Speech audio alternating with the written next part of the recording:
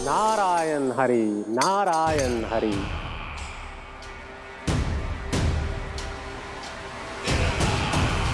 प्रणाम देवर्षि। किस योजना में कितना लाभ है और कितनी हानि, यह आंकलन करते करते थक गए होंगे मथुरा नरेश। देवर्षि, आज मेरा ध्यान कैसे आ गया आपको? आप तो सदैव ही मेरे ध्यान में रहते हैं महाराज कंस।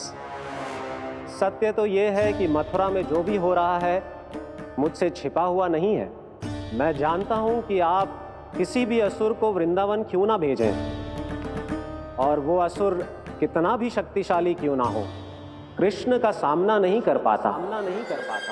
या तो पराजय स्वीकार करके आपके पास लौट आता है, या तो फिर वीर गति को प्राप्त हो जाता है।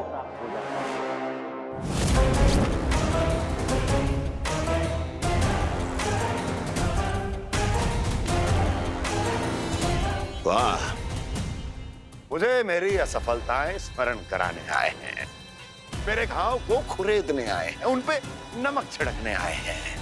मित्र को शत्रु समझने की भूल मत कीजिए महाराज कंस। मैं तो आपकी सहायता करने आया हूं। हाँ, और मेरी सहायता। कृष्ण विष्णु अवतार है, आप विष्णु के भक्त हैं। मैं हूं विष्णु द्रोही, फिर भी तो आपके आराध्य को हानि पहुंचाना चाहता है, उसकी सहायता करना चाहते हैं आप। क्या आप निश्चित रूप से कह सकते हैं कि आप ब्रह्मांड के सभी नियमों को अच्छी तरह समझते हैं? अवश्य। आपके लिए बस इतना ही जानना पर्याप्त होगा कि मैं जो कुछ भी कर रहा हूं उसके लिए मेरे व्यक्तिगत कारण हैं। मैं तो बस आपके हित में पिछली बार की तरह एक सुझाव लेके आया था, पर यदि आप मेरा सुझाव सुनना भी नहीं चाहते तो आपकी इच्छा। नारायण हरि, नारायण हरि। कारण चाहे जो हो, इनके पिछले सुझाव के कारण ही आज मेरे शत्रुओं की संख्या कम है। अन्यथा मैं देवकी के अन्य पुत्रों को भी जीवित छोड़ देता, और आज वो सब अपने भाई के साथ मिलकर उसकी शक्ति को अनेक गुणा बढ़ा देते। ठहरिए देवऋषि।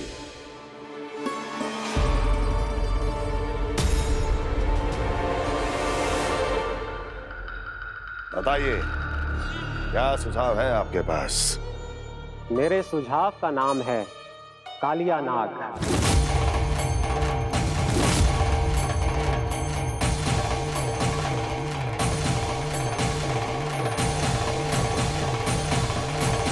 उसके विषय में मैं जानता हूं देवर्षि। तो समस्या ये है कि मैं स्वयं उससे मिलने नहीं जा सकता, उससे भेंट नहीं कर सकता। उस कृष्ण की हत्या के लिए उसको वृंदावन जाने के लिए तैयार नहीं कर सकता। तो मत जाइए उसके सामने, और ना उसे भेजिए कृष्ण के सामने। हर बार आप किसी न किसी असुर को अपने शत्रु के क्षेत्र में भेजते हैं, जहां शत्रु उसका सामना करने के लिए पूरी तरह से तैयार होता है और आपका असुर मारा जाता है। इस बार शत्रु को युद्ध स्थल चुनने का अवसर मत दीजिए महाराज। इस बार योजना का जाल ऐसे बुनिए कि कृष्ण स्वयं उसके पास जाने के लिए विवश हो जाए। कालिया नाग स्वयं काल है, मृत्यु का दूसरा नाम है। उसके विष का उपयोग अपने लाभ के लिए कीजिए महाराज। वैसे कालिया के विष की अधिकता का अनुमान तो होगा ही आपको।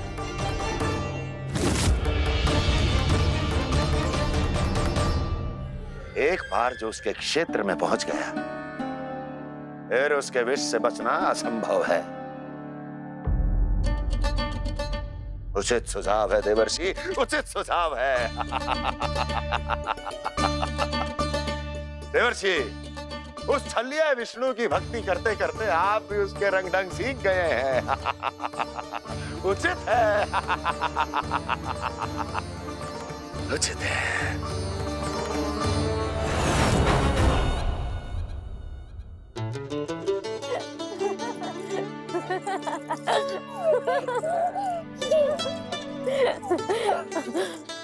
बस बस, बहुत आनंद ले लियो लला।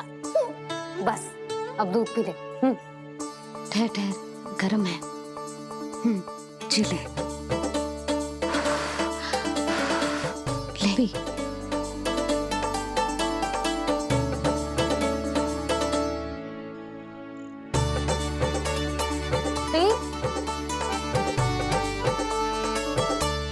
मैं ना होती तो ना जाने क्या हो तो तेरा। अपने आप दूध भी ना पी सकते है, भावला कहीं का। आपकी इस प्रेम के लिए तो मैं धरती पे आया हूँ मैया। मैं भी यही सोच रहा हूँ यशोदा कि तुम ना होती तो मेरा क्या होता। इसी बात पे थोड़ा दूध और कजू खाने को दे दो। अरे मैं तो भूल ही गई। तनिक ठहर जाओ जी, जे दूध पी लेना तो आपके लिए भी कछु ले आती हूँ।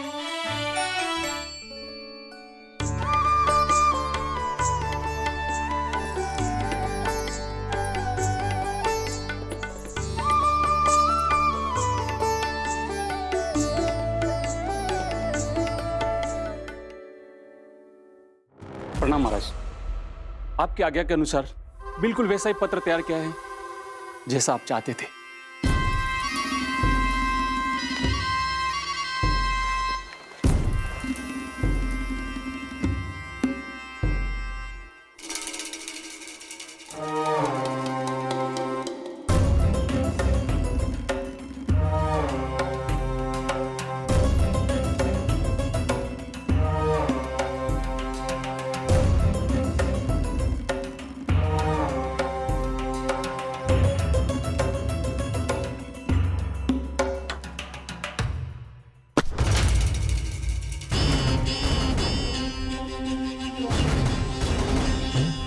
कृष्ण जन्म से लेकर आज तक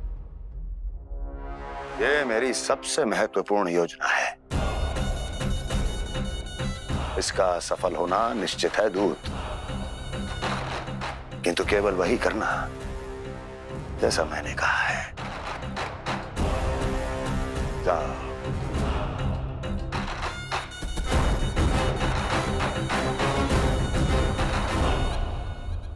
कान्हा,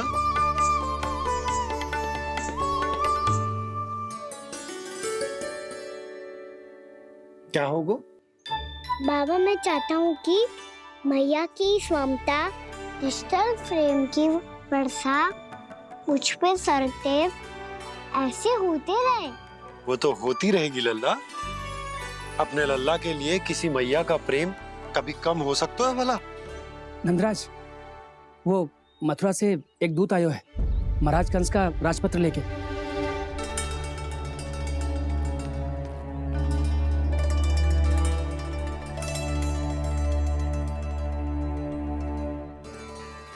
कान्हा अब क्या करने वाला है? तेरे बाबा कहाँ गए? हाँ? कंस मामा का खेल आरंभ हो गया है, पर मैया वो सब सुनेगी तो व्यर्थ चिंतित हो जाएगी। बस थोड़ा बाहर गया मैया, कछु खा लिए से। बाहर इस समय? मैया क्या होगा? मैया देखो ना, पीठ पे कुछ हो रहा है। मेरा हाथ ना पकड़ो, आप करो ना। दिखा यहाँ। क्षमा करना मैया, पर अभी बाबा को ही संभालने दो ये सब। कहिए, क्या संदेश लाए हैं आप? नहीं नंदराज, नहीं। महाराज कंस का आदेश है कि यह संदेश सभी गांव वालों के साथ ही पढ़ा जाए। ठीक है, मैं गांव वालों के सामने पढ़ दूंगा, पर मुझे तो दीजिए पढ़ने के लिए। महाराज की आज्ञा का पालन करना आपके लिए भी आवश्यक है नंदराज। सभी गांव वासियों की सभा बुलाइए।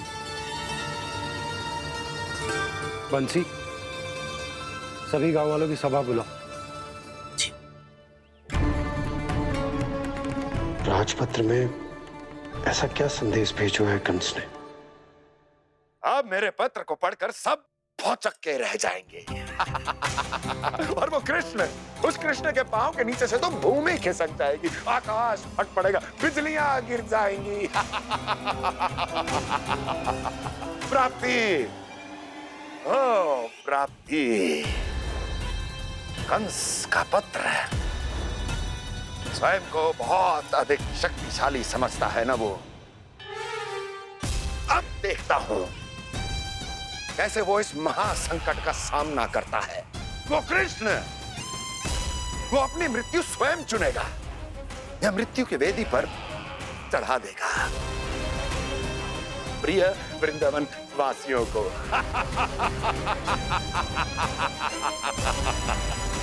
अब आएगा आनंद प्राप्ति, अब आएगा आनंद। सबको इकट्ठा करवा के ही पढ़वाएगो। अवश्य ही कोई विशेष संदेश दिया होगा कंस ने। मैं भी यही सोच रही हूँ सुलक्षणा जीजी, कछु ना कछु तो विशेष है, पर जे हो क्या सकता है।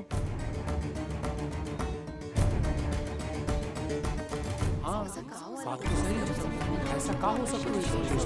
सभी गांव वासियों के सामने कहा जाए, कछु तो विशेष अवश्य लग रहा है। बाहर तक कोलाहल क्यों हो रहा है?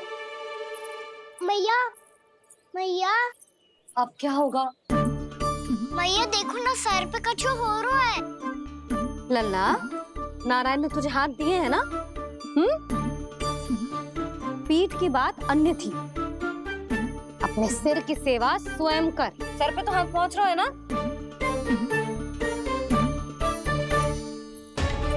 मैया सुनो ना, मैया देखो ना, तीव्र कर कछु हो रहा है। मैया देखो ना, तीव्र कछु हो रहा है।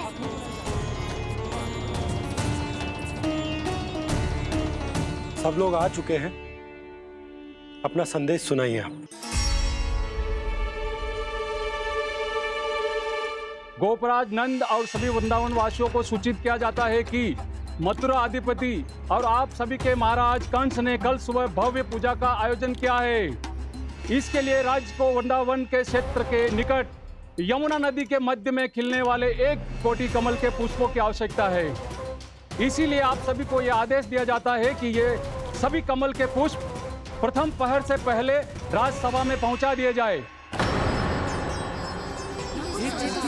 सारे वो भी प्रथम पहर से पहले कैसे हो सकते हैं? यदि आप ऐसा करने में असफल रहे तो इसे राज आज्ञा का उल्लंघन माना जाएगा और राजद्रोह के आरोप में आप सभी को कड़े से कड़ा दंड दिया जाएगा।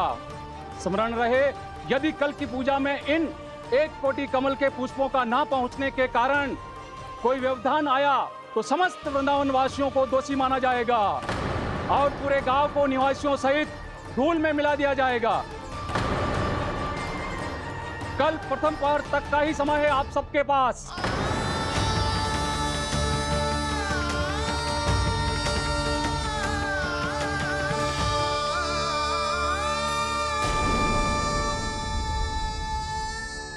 कमल पुष्प, वो भी कल प्रथम प्रहर में? ऐसे कैसे संभव है? और कोई साधारण पुष्प ना, यमुना नदी के मध्य खिलने वाले विशेष कमल के फूल चाहिए उन्हें। लेकिन यमुना नदी में तो कालिया नाग ने विष घोल के रखा है, तो फिर कैसे हो पाएगा? यह संभव है। हमारी मृत्यु का संदेश भेजा है राजा कंस ने। सदैव की भांति इस समस्या पर भी गांव के बड़े ही विचार करेंगे। बालकों का यहाँ होना उचित ना है।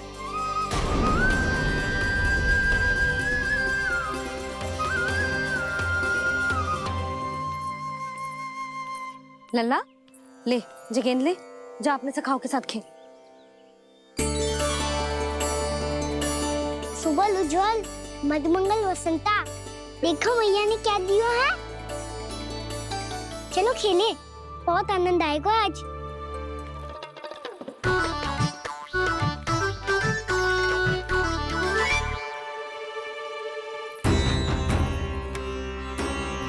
भानु, बंसी, जाओ और शीघ्र ही वो घेरे का कार्य समाप्त करो।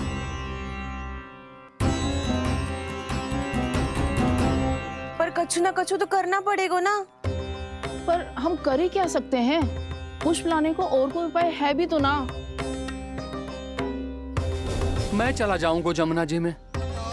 वैसे भी मेरे जीवन के कितने दिन शेष बचे हैं। गांव के लिए, समाज के लिए कुछ करके मरूं, तभी तो शांति मिलेगी। ना काका, यदि आप उस विषैले जल में छलांग लगा भी दोगे, किंतु 1 कोटि कमल पुष्प एकत्रित कर पाना आपके लिए संभव ना है। इससे अच्छा है कि मैं चला जाऊं। यदि मैं मर भी गया तो मेरे पीछे रोने वाला कोई ना है। किसी को कहीं जाने की आवश्यकता ना है। गोप नरेश होने के नाते ये मेरा कर्तव्य है कि मैं आप सबकी रक्षा करूं। नंदराज, आपको जाना है तो जाओ, हरिया, काका, भैया सब चले जाओ। लेकिन आपको पता है वहाँ का जल कितना विषैला है। आप लोग एक क्षण भी जीवित नहीं रह पाओगे। फिर कैसे इकट्ठा करेंगे 1 कोटि कमल पुष्प? आप बात तो सही कह रही हैं शांति। उस दुष्ट कंस ने ऐसी मांग रख के हम सबको फंसा दिया। हम में से कोई भी क्यों ना चला जाए और इस संकट का समाधान ना निकले को। ना बताना कौन सा खेल खेलें? गेंद पकड़ खेलते हैं। पर एक बात सुन लो सब, कोई भी तीव्र गति से ना फेंकेगा गेंद को। भैया ने फ्रेम बनाई है मेरे लिए। सब तैयार हो?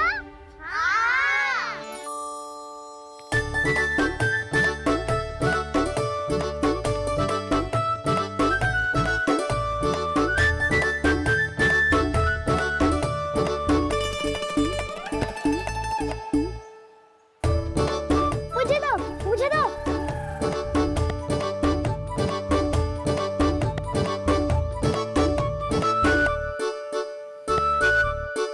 मुझे दो, मुझे दो।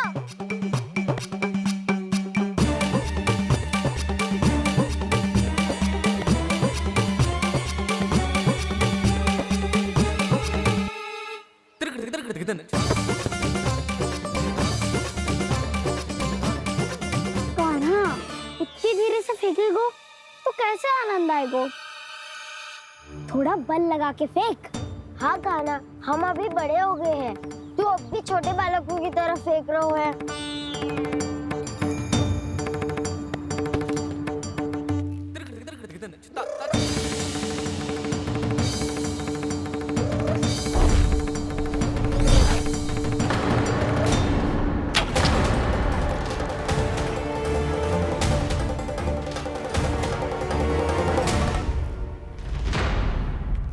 दीदी जी क्या करो कान्हा? गेंद तो डूब गई।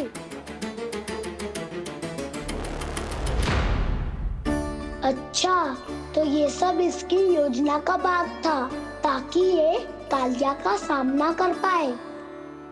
तुम सबने तो कही थी तीव्र गति से फेंको। देखो सिखवा दी ना मेरी गेम। मुझसे नदी में।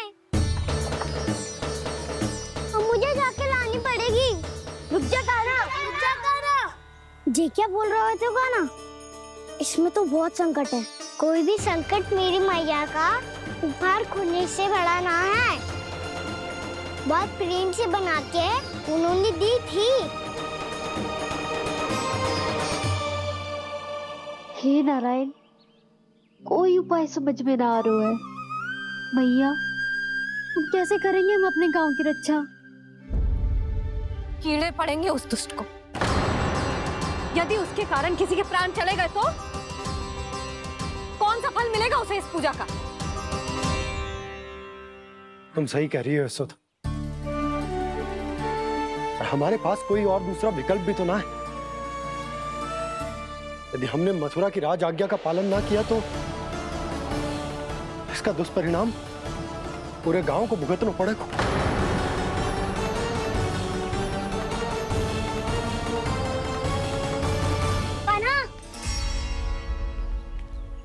हमें पता है कि तू भगवान है, दिव्य है, बहुत शक्ति है तुझ में।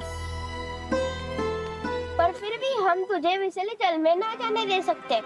कुछ होगा तो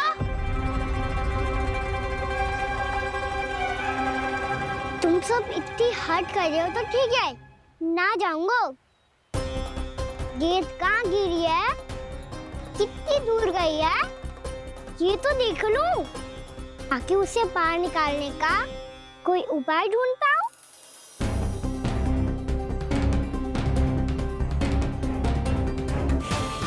हाँ।